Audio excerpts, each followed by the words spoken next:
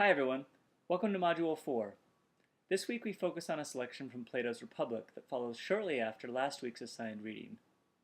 Remember that last week Socrates was arguing that philosophers are most fit to rule a city, and that a city cannot achieve its ideal, cannot be truly happy, until philosophers take up rule. In this week's reading, Socrates discusses in greater detail just what distinguishes philosophers from other people. One of his basic claims is that philosophers differ from other people insofar as they recognize that the sensible world around us, the cars we hear driving by, the croissants we smell from the bakery around the corner, all those things are not what truly is.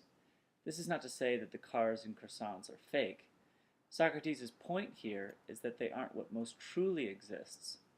And this is because car sounds and croissant smells come and go, pass in and out of existence. What truly exists, though, never changes and always is. And what truly exists, according to Socrates, are the forms.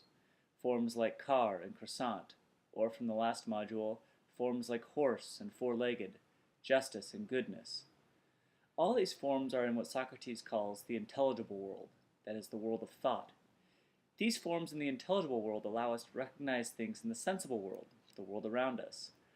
We can only recognize horses in the stable as horses, even though none of them is a perfect horse, precisely because we can apprehend the form horse.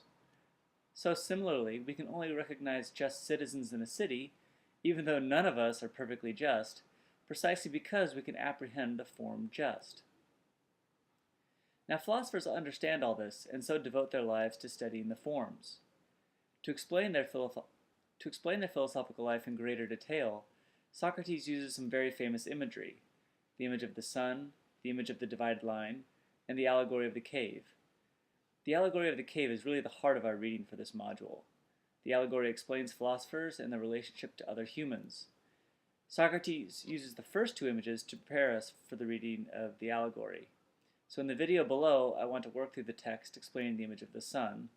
Then in the podcast, I'll discuss the image of the divided line. This should prepare us to understand the allegory of the cave. I've included below a video that nicely depicts and explains that allegory. The video is a bit silly, but I think it'll help you visualize the conception of human nature that Socrates is getting at. Okay, good luck everyone. Please don't hesitate to contact me with questions.